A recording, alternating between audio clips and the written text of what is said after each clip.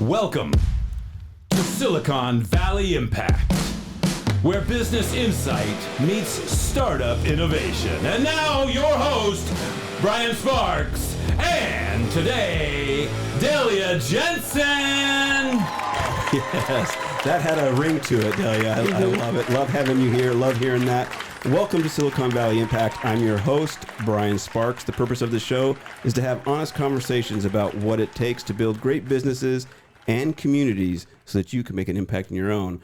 With that being said, let's double down on communities. Delya, you're here as my host. I'm excited about this. You bring a lot of energy. You bring insight to this particular topic of partnerships that we're going to be talking a lot about in the coming months and in the foreseeable future.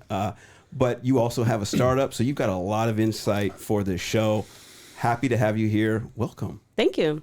What's it like being in the driver's seat now? Because you are now a second time. You get the jacket. Like if this was Saturday Night Live, we'd start thinking about your jacket. Oh yeah, for sure. It's going to be red color because it just matches with the theme. No, it's great. I mean, I remember we met a couple months ago and we just started having these conversations, and you helped me a lot, helping you understand why I feel so passionate about this, and then seeing that that excitement light up in your eyes, and now you're excited about this as much as I am. So it's wonderful. Yeah. So we're going to do a deep dive into partnerships. We have two other amazing guests here, who I think are a lot more knowledgeable than myself. Asher, good to see you, buddy. Yeah, thanks very much for having me on the show. All right.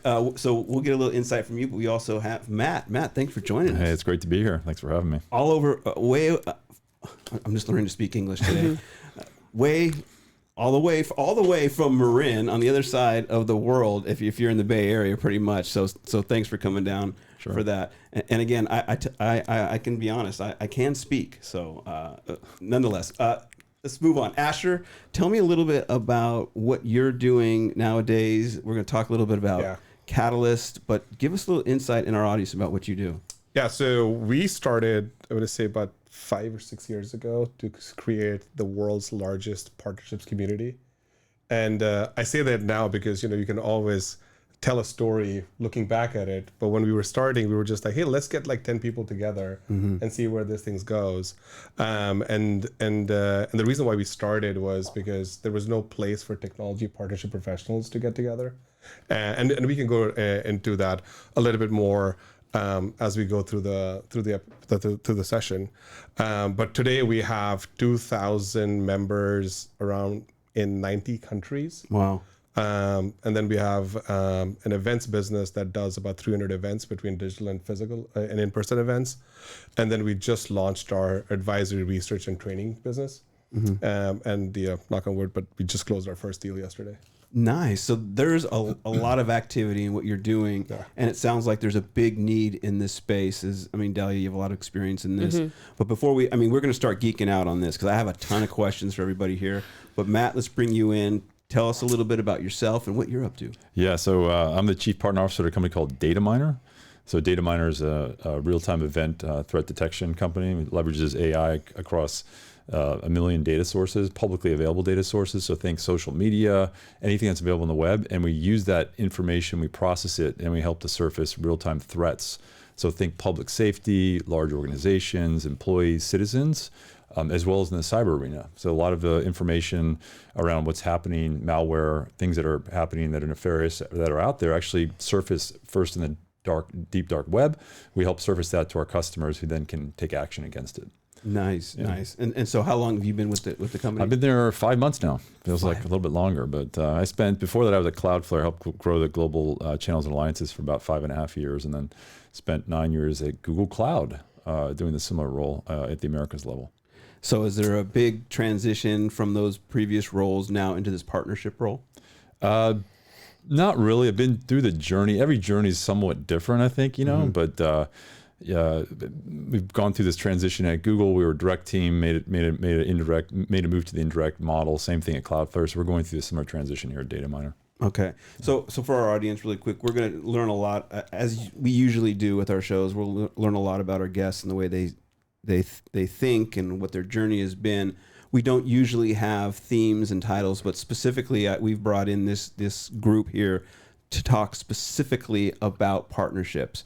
Delya, let me kind of pivot to you, give you a little intro on yourself, talk a little bit about Partner Utopia, and then kick us off a little bit about how you met Asher and your experience in partnerships. Yeah, absolutely. So I've been doing partnerships for about 15 years, mostly in tech and storage companies, security companies, cloud companies out there. And about 3 years ago, I realized that as I was getting further and further in my career, in order to keep growing in that career, unfortunately, that company, I had to choose. So I couldn't do everything partnership related. And the beauty about partnerships is, unlike sales or product or anything else, you don't just do one thing. You do 17 different jobs, right? You do have one goal to make that partnership successful. But in order to do that, you have to do the job of marketing people, legal people, operations people. Even if you work in big companies like I did, you have to oversee the entire process. Like you're running your own mini little business. But to grow in that career, eventually you hit a ceiling a little bit, which is what's changing, and we're going to talk about that. But at least for my personal experience, I had to then, to keep going, to become a VP and SVP at a big company, I had to choose operations or sales, and I could not do both. And one way or another, I would be reporting to VP or CFO or some sort of a VP of sales or CRO. So when I learned about the community that Asher started building, and I learned about what they've done to really up-level this job into a chief partner officer. So now there was an opportunity to sit in front of a CEO, and therefore you can have your own budget, you can have your own team, and everything just kind of comes with it. It made me realize what a big change that's happening. Right? One, there's a community, and a community of, it was close to 2,000 people when we met, and it just keeps growing. And two, the rise of chief partner officer, and I've been obsessed with that role. Instead of trying to fight internally for that job, I decided to leave my company altogether and start Partner Utopia, which essentially is an AI-driven SaaS solution for chief partner officers and their entire team that helps eliminate having to do these 17 different jobs individually, right? That just gives you one platform where you and your entire team can operate for the entire life cycle of the partnership. Okay, so there's a lot there to unpack. So number one, you saw, you're seeing kind of an evolution of this particular role, and Asher, I'm going to pivot to you. Yeah. But you saw a pain point, and you created your own business out of this, and we'll dive into that. So Asher, my question to you is... the way it went was, Delya said, I don't want to work for anybody else. I want to work for myself. I want to work for the company. Good spin. Exactly. Yeah. So give us a little background. It sounds like the partnership role is evolving. You were at one point, it was this lone wolf type individual within the company, tasks with a lot of things. You kind of hit the ceiling. What was it? How would you define it? What's it becoming? And then what are you creating with Catalyst? Yeah. So if we go back like 6 years, right? My co-founder Chris and I were sitting at Dreamforce, and we were like, look, there's a lot of people in partnerships. There's like millions of people, and then you don't realize it because the world looks at salespeople and marketing people in a different way, right? And at that point in time, Chris and I were just sitting down and saying, look, man, we don't really have any place to go to discuss best practices and share our war stories with each other, and just recognize each other and live life together. I clearly remember this. It was this extremely cheap lunch because it was just like crisp and like maybe half a sandwich or something like that. And then I'm sitting over there thinking, okay, well, the problem's real because in the world of partnerships, there's many different types of functions, right? And there's if we look at partnerships as a whole, you can kind of break it into like there's a piece where there are product partnerships where you like build with other people, and then there are something called distribution partnerships, which is where you like sell and market with other people. And then you can say there are services partnerships where you make customers happy with other people, right? And those other people being partnerships. And I'm just simplifying the concepts, right? And so for the latter, the distribution, the services partners, there's a lot of stuff that existed. But for the people that like to build product or build companies with each other, there wasn't much there. And so we started this email chain. There was about 11 people on this email chain. And a number of people actually competed with each other, which was pretty interesting. And at that point, we said, if we could just get 50 people together, I think it'd be great. And this email chain, because we both also had full-time jobs, just started getting bigger and bigger because it was like Fight Club. You could only get into the club if you knew somebody because you would get tagged in. And then we were looking at this email chain and we're saying, this is ridiculous. Like, it's such a long email chain. Let's move this to something else. And at that time, Slack was taking off and it was free. So we said, okay, let's just put it to Slack. And then I believe in 3 months, we had 900 people in there. Oh, wow. So this thing has just exploded. One, it's because of COVID, but two, also because there was just, this market was so underserved. Mm-hmm. I mean, it was so underserved that partnershipleaders.com, the domain was available. Like, if you went and looked for sales leaders, marketing leaders, engineering leaders, finance leaders, healthcare leaders, like you're not going to find any of those domains. But this market was so underserved that domain was available. So that's kind of like where we started. And then over the years, this thing kind of was building itself organically. And then we said, and I'm sharing this part of the story because this is startup impact, Silicon Valley impact, so that you can hear a little bit of the startup story too. But we said, look, like this thing can't run for free. We need some resources if we want to create better resources for our members. And so we started charging like $50 a year. Mm-hmm. And it was so cheap, but for $50 a year, we could hire one support staff. And all she did was sign people into Slack, remove them. If people are asking questions, point them to which channel to go to, et cetera, et cetera. And then over the years, we built amazing analytical reports or market insights, if you want to call them. We have frameworks, playbooks, templates, like there's just lots of convos that are happening inside the community that we then extract from, and we build assets from that and resources from that. And then our members said, hey, COVID is ending. We want to meet in person. And so we said, okay, amazing. Let's go meet in person. And I'm thinking they want to do a meetup. So a meetup is 25 people, get together for pizza or beer or something like that. And then our members actually said, no, actually, we should do a much larger meetup. We should have 200 people at this thing. And I'm like, okay, well, that's like a summit, basically. And that was just local. Yeah, that it was actually we did one, let's call it actual meetup, which again, 90 people showed up to it, and it's at the Frying Pan in New York. And that's 2 ships that are connected to each other. So it was a cool partnership event. But I know the partnership corny jokes are going to continue this. This podcast. Bring the heat. We love it. But then when we really understood what our members were asking for, and by that time we had about 1,000 members, they're actually saying hey, we want a day and a half event to meet up. And I'm like, well, sounds like a conference basically, right? Because the summit is half a day or a day. So we ended up pulling off the first, I would say, partnerships event, industry event in Miami 2 years ago, or I would say 3 years ago, and 416 people showed up to it. Wow. So let me give you a little context as we went. So early stage, there was definitely quickly 50 people on board. Partnerships.com was available. Yeah. Underserved market. Where were you living at the time? Are you in the Bay Area? You were there. And then it boomed. You were quickly at 500. You decided to do an event in New York. Is that what I caught? Yeah, we did a little meetup in New York because we were we need to kind of bring the community together, but it's still COVID, so we're being a little careful. Mm-hmm. So then we did this little thing there. We had 90 people at it. 90 people at it. And was that your first event?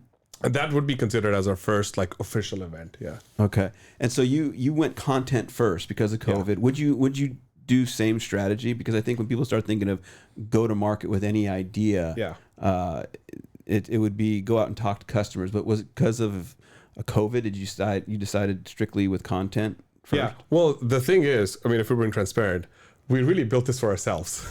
Yeah. We were it's us and 50 of our friends. Let's get the 50 most powerful partnership people together. They'll know everything about the world, and we'll be set for life. And you build it out from there. And then because the bar was will I use it? And then we like to think that we have a pretty high bar for things, and because we all want nice and modern things, and so we built this amazing experience for ourselves, and then turns out a lot of the people wanted it to do. All right, so I'm going to bookmark that. Asher. Matt, I want to look to you. Mm-hmm. What has been, you've been in your role now for, you said 6 months, I think it was. Current role, yeah. But you've had a big picture idea of how businesses run for a long time. Mm-hmm. What has been your experience now that you're all in this partnership role in terms of the evolution over the last 10 years? I mean, Asher discovered like 6 years ago that there was a need here. What has been your observation of the partnership role? Drop in a little bit of why the partnership role is important and why you think it's evolving. Yeah. Well, the little history sort of started off. I started off in a direct selling position. So I'd been in direct sales for 17 years in leadership roles, both carrying a bag and then leadership roles. So I think my perspective had always been colored by the fact that, channel, and I always viewed it as a fulfillment opportunity. We always pushed channel, but it struck me more as fulfillment. I think my nirvana moment was I was selling a large transaction early on at Google Cloud, and I had a partner that I engaged in the selling transaction who had phenomenal selling skills. I mean, she was really good. And together we landed a multi-million-dollar transaction. But what it dawned on me is like the benefit of having someone else, when you're selling a very large, complex transaction across an organization, which has multiple influencers, multiple buyers, having another set of eyes and ears of someone who's really good at it to look around corners, compare notes, helps you land that big deal, both sell higher into an organization and land a larger average selling price. And so that sort of experience that I've repeated that multiple times, or I've had a lot of success selling with partners, then transitioned into a role where I started leading partnership organizations. I was over in EMEA actually running a mid-market team, building out for Google Cloud, and a mentor of mine who ran America's asked me to come back and run channels. And at that point I was still more of a direct person. I understand the leverage of channel, but he convinced me to do it, and it was just an eye-opening experience. I think what I've learned over the last 10 years of directly owning channels, both at an Americas level, then at a global level, and now as a chief partner officer, is that you really, especially in an organization when you're scaling rapidly. So Google Cloud, I was there from 100 million to 6 billion. Cloudflare is there from 190 million to 1.7 billion. And when you're growing that rapidly, you cannot hire enough salespeople to take advantage of the opportunity that presents itself, because the market is so big and you don't have the coverage. You can't hire fast enough to get that done. So just for our audience, you say channels. Again, a majority of our audience are startups, VCs, and then kind of as you scale out from there. When you talk about channels and partnerships, give a little bit of insight about what that means. Yeah, I think so. Asher touched on it. Like you have the product build with, so you have product companies who 1 + 1 = 3. You build together something unique, you bring it to market together. You have distribution partnerships. So when I refer to channel, it's like the value-added resellers, the distributors who help take your product and distribute that into market. And then you have the services partners, which help wrap value around it in terms of implementing or supporting those products. So when I see channels, I'm using that more holistically to encompass all three of those various areas. Delya, I saw you light up. You had something you want to add to that? Yeah, you know what? I was thinking about it over the weekend through the process of fundraising, which has been great, and I'm not being sarcastic. It has been great. Just kind of redoing a lot of the answers. Well, when you're a hustler like Delya, it is. Yeah, it's great. Just constantly trying to refine my answer of why partnerships matter. Why should anybody care? I actually came up with this thing. I'm like, because they simplify sales. And it sounds like a very simple thing, and I guess maybe it's a little dangerous to say that because it doesn't sound like simple. But if you really think about it, right, everything, right? So if even if it's a marketing partnership or a product partnership, it doesn't matter. Like the end goal is that in order to sell your product with the partner, things are simpler, faster, easier, better, whatever, right? The word simple is actually a very impactful word. That's where I've landed so far. Do you have any feedback on that? I don't know if I would say simpler. I think that because I think you can orchestrate in a way, hopefully, that makes it easier. I do think there's some complexity that adds whenever you engage a third party. I do believe things like growing your average selling price, getting access and reach into new customers, closing, improving your win rates. I mean, the value of what channel can bring. Those are the things that I think about is like when I'm talking to my constituents and my stakeholders on the direct side, we try to emphasize those three value points. I don't emphasize as much the simpler side because I think there is some complexity enabling an organization how to bring in and sell with. But I do think, like, if you think about growing ASP, improving your win rates and giving you reach to new customers, I think that those three things would summarize the value of channel. Maybe use a different S word. Maybe you were scale sales. Okay. If you want to scale sales, you for sure have to use it. Like otherwise, the other way to do it is you hire a bunch of salespeople, and you don't have the luxury to do that anymore. So Matt, you were saying earlier, I think Delya, this is what you're picking up on, is it's great to have someone who kind of goes before you, sees around corners, creates the introductions, which makes it warmer for the sales. Is that kind of like the nice component you were talking about earlier? And then you picked up on that in terms of fundraising. Well, it wasn't in terms of fundraise. Just like in order to fundraise, I have to explain what I do in a way that non-partnership people understand. And that's when I was just kind of testing this idea that, hey, partnerships make you sell simpler or easier or faster. Like I was looking for a terminology, but I think you're right. I think simple in general, this culture doesn't value simple as much as other cultures. But yeah, you helped me work through some. I think faster. Yeah. I think if you have procurement relationships, a lot of these large value-added resellers, they already have procurement relationships. They have MSAs in place. I do think, especially in public sector, where they have very complex contractual means, it definitely can make it faster. I just think the simpler part for me, I'm not sure I would stress that because it does, whenever you're selling with, it adds another layer of complexity. So I'm wearing the hat of the beginner's mind, and you all have, the experience in this room is just in multiple decades. And so when I'm hearing us old, what? A lot of decades here. So what I'm hearing is that partnerships see collaboration opportunities and allows a startup or enterprise to scale quickly. Yeah. And it's a unique skill set. Asher, I want to look back to you. What are some of the high-level skill set that differentiate partnerships, sales, and marketing? Why is partnerships so unique? Yeah. And yet they're this new emerging superpower within the company. Yeah, I mean, the economical answer is like every time there's a downturn and money becomes tight, people look for ways to still grow at the same rate. And so they utilize partnerships. And actually, if you look at every downturn, you'll see the term partnerships rank really well in search results, right? And then the downturn, happy times come back, and funding becomes easier. People forget about it, right? But if you're a startup founder, you need two things: you need talent and you need technology, right?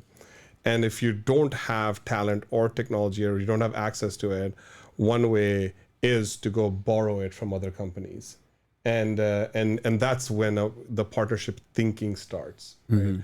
And then if you are a startup founder or a CEO, one of the big decisions you have to make is what you're going to build, what you're going to buy, and what you're going to partner on, because you still have to, return create more returns, good returns for your stakeholders, right? Yeah, I want you to finish your thought, but you said something that piqued my interest, and you said partnership thinking. Yeah.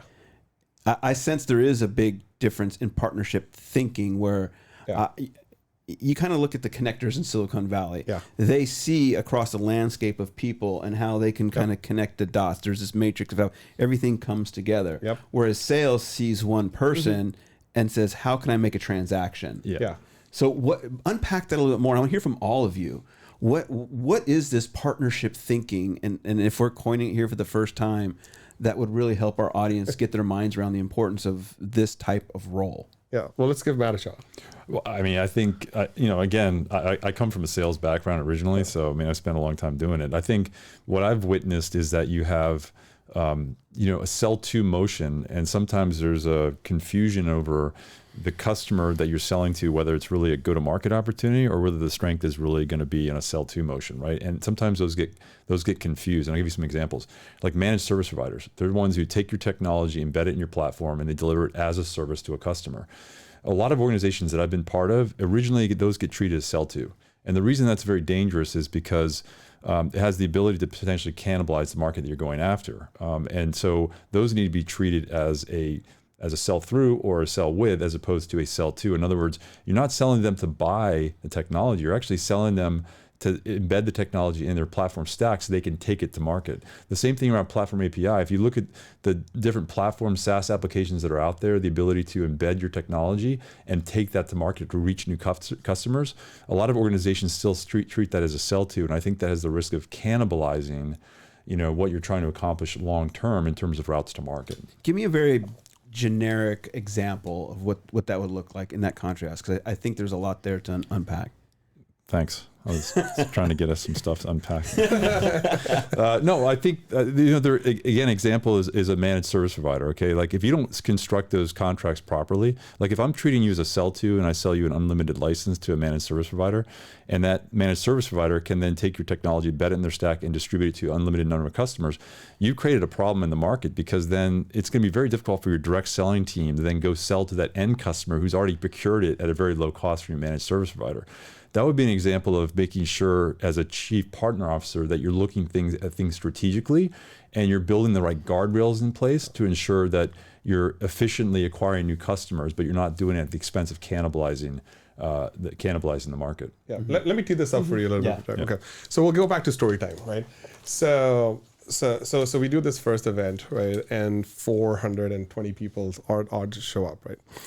And then we are like, wait a sec, like all these people are here, they all want to do partnerships well. Their bosses actually allowed them to pay for T&E to go to a conference just for them, where there's no ROI, like straight up ROI, that they, because it's the first time this thing is happening. And so we're thinking, okay, well, these people that are in the audience, they have needs, they have concern, they want to do well inside their companies, but they don't have support, right? And so well, who is not supporting them? Well, turns out that the C-suite isn't supporting them because it's being run as an experiment, right?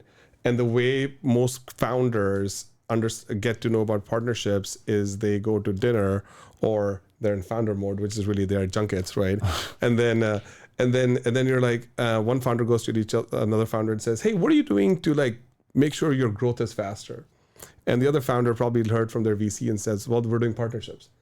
And then that founder goes back to his office on Monday and says, "Well, why aren't we not doing partnerships?" Right? I know I'm simplifying the story a little bit and adding a little color to it, but that's how word about partnerships spreads around, because there's no institution or a community or like a school that like trains people on modern partnerships, right? So back to story time. Like we are at this conference and we figure out there's two problems. One, there isn't a leader of partnerships teams, like a modern leader that has a seat at the C-suite table. Mm-hmm. And two, founders and CEOs don't fully understand partnerships, and they kind of sent their people to go figure out like how should they be thinking about it. And then at that point in time, we realized we're onto something. And then I think another year passes, and this was like right after SaaStr. A couple of our members sit Chris and I down and say, "Look, you guys should quit your jobs and go build this thing out." And we're like, "Build what out?" They're like, "This thing that you guys have started, this partnership leaders thing, you should build it out." And I'm like, "There's no community companies that have gone public. There's no community companies that have raised money. Like this is like I don't know if this is a real thing." And then they were like, no, we'll support you. There's already like 1,500 like members by that time, and we'll fund you, but just go, right? And so then we started to think about, okay, well, there's like obviously we had some pretty decent cash flow, and the business is very, very bootstrapped, and because all three co-founders had full-time jobs, we never really took any money out of the company. So we actually built a pretty good like foundation, right? And so that allowed us to take this risk. And so then Chris basically quit his job, went full-time. My golden handcuffs from this other company that I was at were over. They were like, "Do you want to stick around?" I'm like, "No, I'll just go and build something else out." And I went and we went full-time in this company. And then my third co-founder, Ty, who was at Deal, arguably one of the fastest growing SaaS companies, had a pretty good gig, but then he was like, "Look, I believe in the mission of this company to elevate partnerships around the world.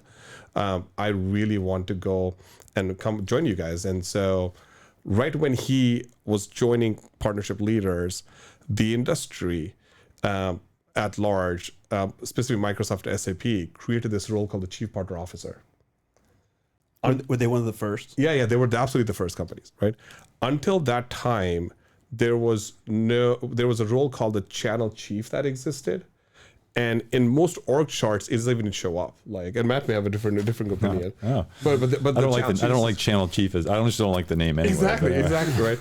And so I'm thinking like, and I've met a lot of these channel chiefs and amazing individuals, but but you could be a senior manager at a company and be channel chief, and you can be an SVP at a company and be a channel chief. And I'm just thinking there's like literally no standardization, and none of these people actually get to board meetings or to where the decisions of a company are being built. And I'm taking this story to you, taking you to the story because it's actually, we can then talk about the partnership thinking piece.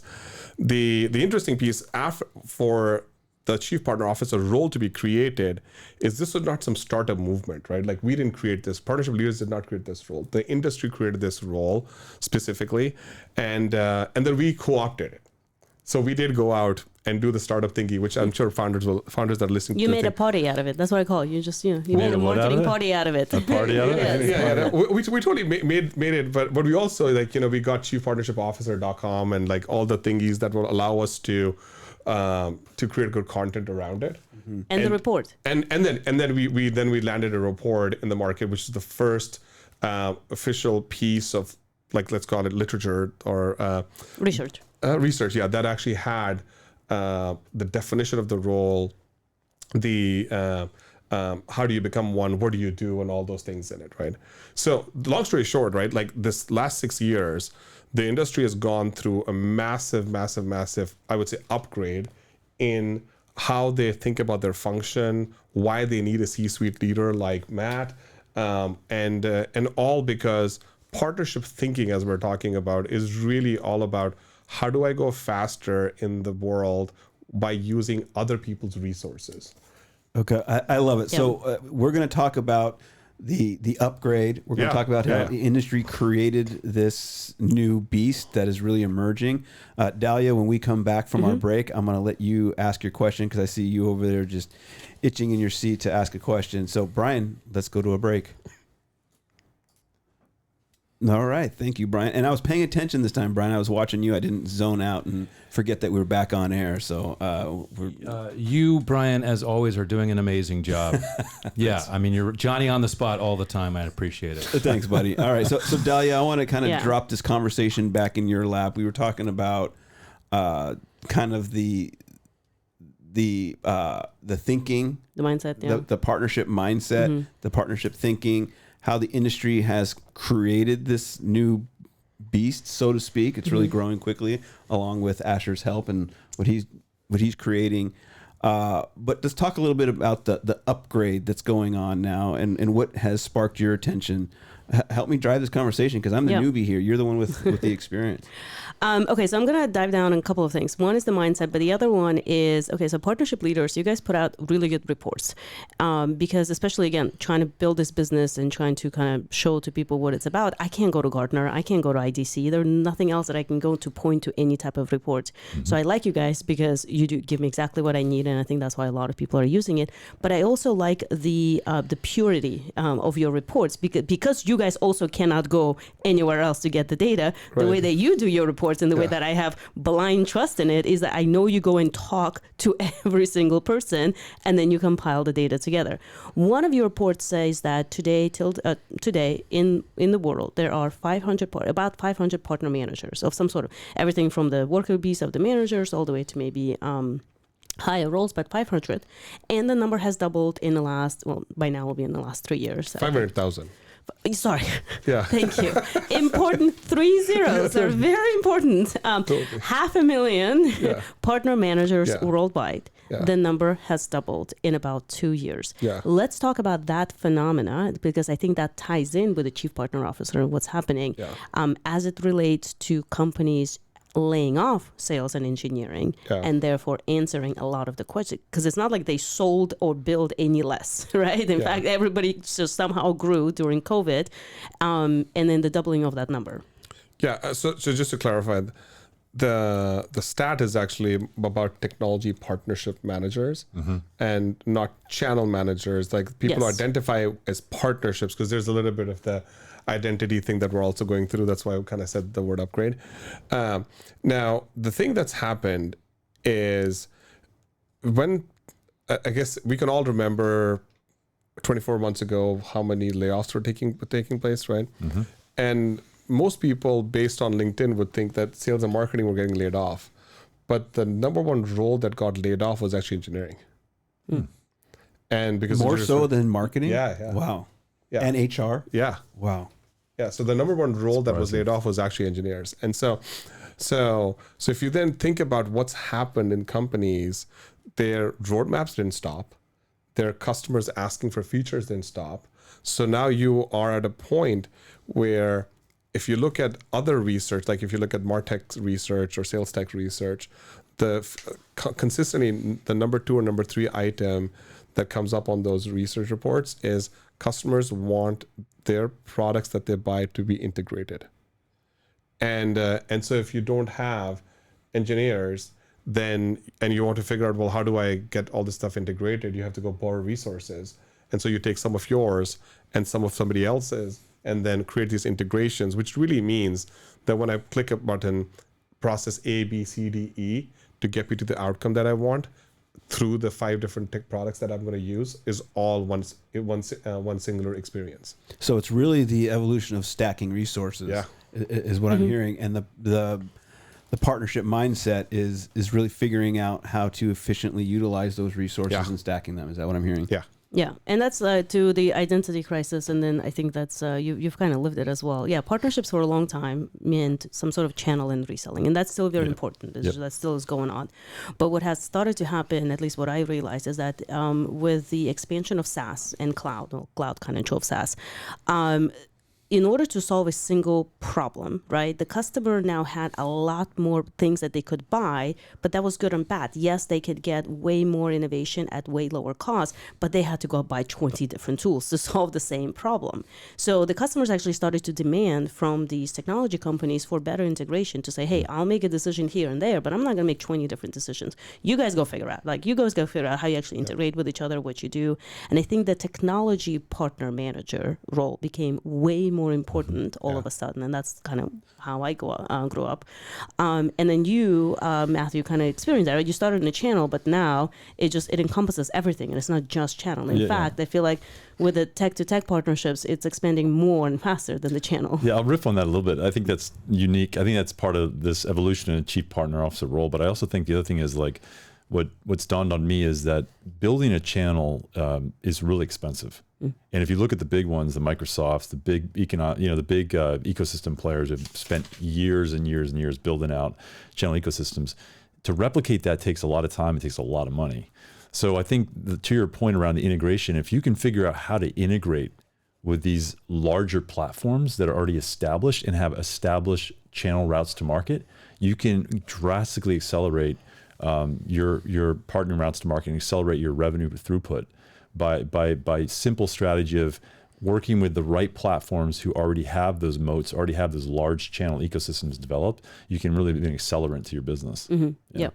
I think that going back to the mindset, right? So in the channel, you still have slightly of a similar mindset as sales, because I just got to go get that channel partner very, very successful. The contracts and everything else are a little bit different, but things get really, really interesting when you are partnering with somebody from whom there's no cash exchange. Nobody's paying each other anything, right? So how do you go make each other happy, especially if you're a 5% AI startup and you're trying to go partner with like a gigantic cybersecurity company, right? Or if you're a company like Dataminr, right? So if I was starting at a company like Dataminr 7 years ago, I would be starting as a single partner manager, right? Trying to make it work, right? Not as a chief partner officer. So it's great to see that evolution. But the mindset is basically, it's very much kind of like playing chess, right? You have to have so many moving pieces, right? So many things are happening at the same time. One way that I've actually decided to simplify the mindset, and I've been teaching this to the VCs, that's been a lot of fun, is instead of looking, and I'm not going to cuss, but listen to this carefully, instead of looking as your partnership as a cluster with a capital F, you can look at it as a flowing river where, depending on where you sit in that river, you could be at the very beginning, you could be at the very end, but let's say the final body of water is some sort of like your customer problem. Right? If you're at the beginning of the river or the end or the middle, everybody upstream, your partners upstream, can actually deliver referrals and customers to you because they're flowing in your direction. But anybody downstream from you expecting them to deliver customers to you, sometimes unreasonable. But what they do for you is way more. They create velocity, they create churn, reduce your churn, create your customer expansion. They're just as important. But looking at them in that sense has helped a lot of companies understand how to build it correctly. And that's a very different mindset. Because again, in sales, marketing, and product, you're just looking one way. I got to go build this. I got to go sell this. I got to go get more leads. And that's it. And you introduce partnerships to it, and it's just completely different. Mm-hmm. Just wanted to hear, like, Yeah, if no, you I guys are agree. experiencing. That's a great analogy. I like that. I was in the I'm rabbit hole and I couldn't see. So imagining a big river with lots of people floating down it. It's a good image. The sea of revenue. Yeah. Just one more thing on the partnership mindset, specifically for founders, right? Is as a CEO goes from product market fit to go to market fit, he or she has to think about building their executive team, and then if you just think about the roles on that executive team, there's somebody who has to manage customers, right? There's somebody who has to manage prospects. And those are, again, very transactional relationships, right? There's somebody who has to manage employees. There's somebody who has to manage investors. There's somebody for a lot of things. But there isn't somebody who has to manage and prioritize the relationships you're going to build out in the market. Sometimes you have investor teams that actually does some of this work, but then they do it with the public markets, right? But in most cases, the CEO takes on this job of building and prioritizing relationships where some sort of like borrowing has to take place. But at large companies, the CEO is trying to figure out where is the next big opportunity going to come. And in most cases, CEOs come from either the build side, which is they're more product leaders that become CEOs, or they come from the buy side, there's the path to CEOs traditionally from a CFO role. But then this equation called the partner equation is left again, and that's where the chief partner officer role becomes extremely important, because there's somebody in the company and responsible for managing and prioritizing the relationships that the company builds. And we're at the beginning stages of this chief partner officer role, and I was also at the beginning stages. How many are there total? So today there are 935 chief partner officers, which is How many is that? incredible. 935? Yeah, Okay. yeah. But the even more impressive stat is if you look at this role called the chief business officer, which also has strategic partnerships in it as a core pillar, there's 9,700 of them. So if you add the two, the partner, let's call it leader, with actual like C-suite responsibility and access, there's over 10,000.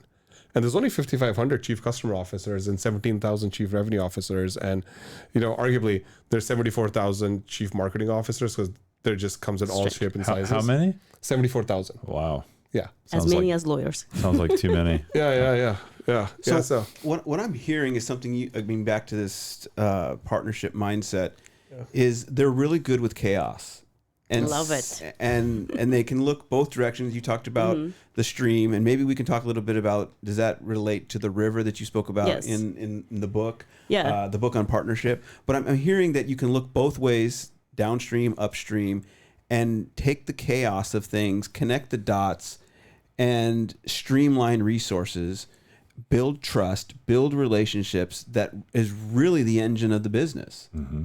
I mean, because at some point you can pass off to marketing, or at least receive from marketing, pass off to sales, and being that conduit, right? Yeah. Or that hub, you really make all these processes easier because you have the relationship. Yeah, you make them work. One thing I guess we didn't talk about is what is not partnerships. Because that's the thing, right? People come up to be like, oh, so it's this and this. I'm like, nope. And I wanted to see if we can actually figure this out. What is, like, in my, maybe everybody can say what is not a partnership. So for me, what is not a partnership is I know a dude at this company and therefore we should partner together. Which is, I think, like, it's like, that's maybe some loosey-goosey business development opportunity, right? To me, that's not a partnership. To me, a partnership has to have a repeatable, trackable, measurable success, something that could help the company bottom line in a way that's visible, right? That's a partnership. Business development is great. I'm not not saying bad. It's just, it's not partnerships though, right? What about you? What is not a partnership to you? I mean, I think the point you're making, I think I agree with, is, you have lots of folks who want to partner for the sake of partnering, but if it doesn't lead to some go-to-market aspect or some 1 + 1 = 3 that benefits both companies, then why are you doing it, right? Yep. So I think, you have a lot of folks that'll come to us over time, people, one-person shops, and they're interested in your technology, or you have platform providers who want to integrate. But if there's no together we're better and we're enhancing value for both of us as well as the customer, then why are we doing it in the first place, right? Mm-hmm. Yeah. What about you? For me, partnerships are not hugs and chugs. Yeah, I think Barney announcements, right? Totally, yeah. Press release partnerships. Yeah, Barney announcements. Yeah. Totally. Like, they're more thoughtful, and they actually tie to company strategy. Yeah. And then they come out of need of the company, and there could be other ways, right? You could go buy companies, or you could build your own product and stuff. But specifically, the company's stuck at a point where it needs to scale and just doesn't have enough talent or technology, so they need to go borrow. And when that decision comes to the table, that's when partnerships become the most efficient and effective way to get to the end goal. So one of the most creative people I think I've ever met will be partnership people. Within Yeah, the I'm organization. sensing that. I'm love right there. Thank you. I'm geeking out on this new topic. Talk a little bit about our audience who are startups. Mm-hmm. What kind of conversations would they want to have with enterprise partnerships? Is that where they begin to kind of have that, those conversations like, how can we work together? I see there's an alignment here with the small, the startup and enterprise. I mean, what does that look like from their perspective? Yeah, we should have Matt answer this, because he's like the true practitioner on the pod. No, I'd say the first thing you have. So my advice to startups, I sit on a couple boards as well, but I think first advice would be like, you have to define your ideal customer profile. That has to come from the company. You're not going to. Thank you so much for saying you have to define ideal customer profile, not ideal partner profile. That comes next. Yes, yeah. next. First not is, first. Yeah, I think you first have to define and prove that you understand your customer and you have good product market fit. Mm-hmm. Okay. Channel and partnerships help you amplify that and get you access and reach and all the benefits that we've talked about. But they're not going to create the market for you. You have to create the market and define who you're trying to get to, who you're trying to go after, and you have to define the product market fit. Once you've done those two things, then you look at things like defining the ideal partner profile, or what are the ideal partnering routes to market, where they can amplify your efforts on the direct side to expand your reach and expand your mutually, not just one. Yeah. But I mean, as a startup, the first thing you have to define, as I said, you have to define it yourself. You have to prove that there's something there. Partnerships only work when both sides win, and there has to be something in it for the partner as well, right? Yeah, I often try to remind startups there's this thing called empathy, like understanding from someone else's perspective what you're solving. And just because you may see a great fit for yourself, right, and they can amplify what you're doing, can you put yourself in the shoes of, like, for example, Matt, can I see your role and what you're trying to accomplish, and if what I'm creating can help you? Exactly. Yeah. The most mind-blowing thing that when we do demo of our product is when we show that it gets to a point where we ask, what are you going to give back into that partnership? And the professional people, like professional partners, are like, yeah, okay, this is a normal question. But we actually created it, and this is what I want to warn startup founders. We created for startup founders, for a non-partnership person who doesn't understand that. So on one hand, I'm kind of happy to see that startups are starting to think about partnerships, like the CEOs or the founders. But then when they go about it the other way, to say, what can I get out of them? And they never finish that thought of it. And then what can I give them back, right? So if you're only asking the first part of that question, you're not setting yourself for a successful partnership. Exactly. It's probably going to be, you're going to lead down the wrong path. Or it's going to lead to misaligned expectations and contracts that don't live the test of time, right? I mean, if it's a win-lose and only one party is winning, that's not a contract that's going to last. It's never going to start up. Yeah, I have this like a month after the announcement, you're sitting across the table from your partner, and you're like, I thought you bring in customers. No, I thought you bring in customers. Yeah. So avoid that to the startup founders. So Asher, there was kind of one other question that's hanging in the back of my mind. We're talking about this role scaling, where, I mean, correct me if I'm wrong, Delya, for the most part, this was a lone wolf role where you're just in it by yourself. But you were saying earlier, the teams are growing. Yeah. Matt, is it just you, or do you have a bigger team? No, right now a team of 15, and we'll be probably 30 next year. So Yeah. So why is this growing, Asher? Why is this? Why is it getting more attention? Why are these unique individuals filling out these teams, and now companies are pushing to have that partnership at the C-suite table? Yeah. Another one of my friends actually shared this with me quite a long time ago. Said, when partnerships are ready to scale, meaning you've also found product market fit or go to market fit inside of the partnership function, right? Just like you find product market fit and go to market fit inside the sales function, right? Like when you start, you don't know where you're starting, but you may find luck in the enterprise segment, and then you have to build the other two segments out, right? Mm-hmm. So my friend, now I'm gonna like totally blank out on the guy's name, but well, we changed the name to protect the innocent. Oh yeah, that's so true. Go ahead. That's true. That's true. It's on purpose. That's true. He basically said, like, look, as the partnership function builds out, you have to think of the partner function as augmenting the company's function, right? So if you have sales, then you have partner sales. If you have marketing, you have partner marketing. If you have product, then you have partner product. If you have finance, then you have partner finance. If you have IT or operations, then you have partner operations. Because as the company, as a partner function grows, once you're down this path, you're going to have lots of different types of new motions inside the partner go-to-market being utilized. And so you need dedicated resources. Is that to show congruent alignment? So they're bringing more and more people in because things are becoming more complicated. So you need to think, how can we best align with each of these departments within these bigger companies? I mean, there's a little bit to the internal alignment, but also, like you're going to have partner managers. Like I'll give you this analogy. You don't take an SMB sales rep and put them on Walmart, because just that SMB sales rep is going to get eaten tomorrow, right? And so the same way, you don't take a technology partner manager whose sole focus is to go build with other companies and put them on MSPs, which is more of a channel or a distribution function, right? Mm-hmm. So as your partner function grows and you find more success, and the success becomes repeatable, it's resilient, meaning renewals happen, and there's mutual respect around both sides, and you can clearly see this thing growing. You have to put more headcount around it, so that and then create specialized roles. Yeah, I agree. And a matter of fact, that is a great point, because I think there's a lot of what you'll find in the market are people who have unique skills in one partnering route to market, right? So someone who's very, very good at technology partnerships, someone who understands cloud service providers or really understands value-added resellers. So I think it's another point is like you find, and that's part of is not only hiring the right people who have that expertise, but also then defining your strategy. Because what I've also witnessed before is that sometimes you try to take on too much, and you got to be very selective. You have to be focused in terms of which routes to market do I want to invest in first, right? Yeah, Delya, this is like a chess game. It is. It needs to be taught. Yeah. And one of the thing that they're describing right now, when we basically went and talked about like maybe 350 people, and thank you to partnership leaders. That was an easy conversation. We were trying to figure out why partnerships fail. So I knew why I failed, right? So I had my list of like, okay, here are all of the reasons when I failed and why I failed. We started to drill a little bit down. And what you guys are discussing is we called it number 2, is that it takes too long.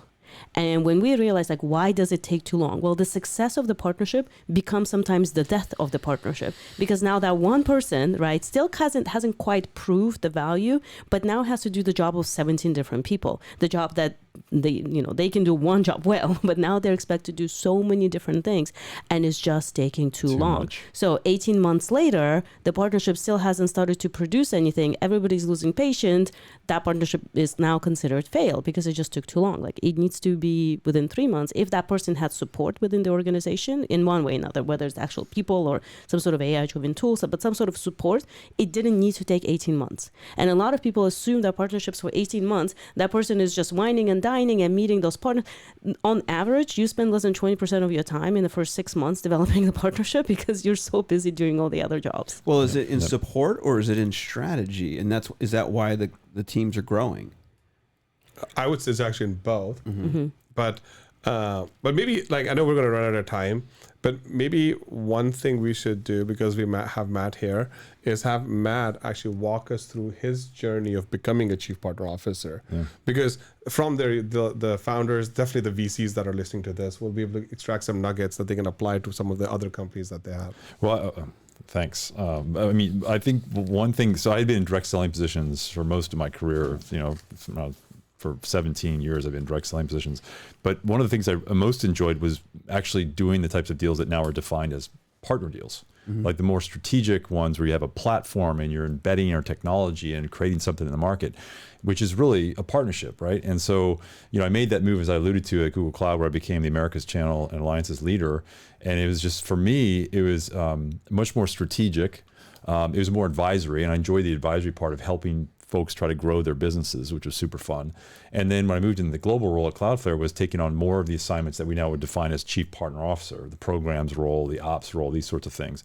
And now in my current role, I think where I've added the pieces around the technology side. So the technology piece, that sometimes can live at corporate development, can live in product, can live in a lot of different areas. And that was one of the things I felt really strongly about it at Dataminr as chief partner officer, is owning that. And the reason why is because defining those technology platforms and being very thoughtful about which ones you want to align around will help you define the downstream. We talked about the river, the downstream impacts of what distribution and service partners you want to work with.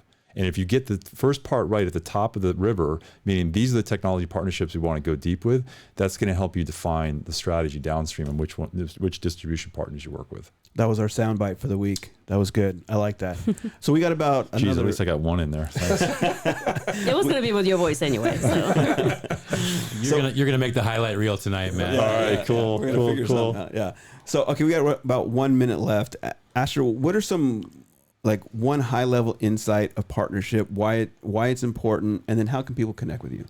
Yeah, I would say in the next 18 months or so that are coming up, I think it's going to be very hard to figure out what is a software company and what's a services company, because companies are going to do everything and anything they can to meet their goals and return value back to shareholders, right? And so the people that are listening to this, you totally need to see if you can leverage partnerships to meet your goals. To accelerate. Yeah. Okay. Matt, great having you. How can people connect with you after the show? Send me an email, hit me up on LinkedIn, Matthew Harrell. I work at Dataminr, so hit me up on LinkedIn, send me an email. Contact information is on LinkedIn as well. So look forward to connecting with you. Sorry, you asked me the same question too. You can find me on LinkedIn too.